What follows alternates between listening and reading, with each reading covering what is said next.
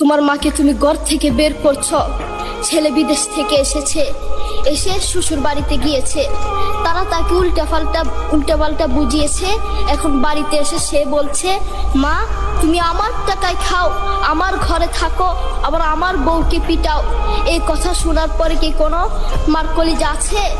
মা বাথরুমে গিয়ে আধা ঘন্টা কাটতে লাগলেন, কেঁদে অজু করে নামাজে দাঁড়ালেন।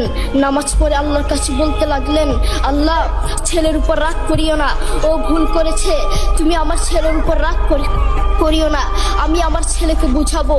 এরপর মা গিয়ে ছেলেকে বুঝাচ্ছেন, বলছেন, বাবা তুমি আমাকে বের করে দিবা, সমস্যা নেই, তুমি আমাকে বের করে দিও, কিন্তু আমার একটা স্বপ্ন আছে। ছেলে বললেন, কি স্বপ্ন বলেন? মা বললেন, তুমি বাজারে গিয়ে একটা পাকা আম নিয়ে আসবা, এসে তোমার বুকের উপর রাখবা, সকালে উঠে ওটা আমি খাবো। এরপর ছেলে বললেন, আচ্ছা ঠিক আছে। ছেলে বাজারে গিয়ে একটা পাকা আম নিয়ে আসলো, এসে বুকে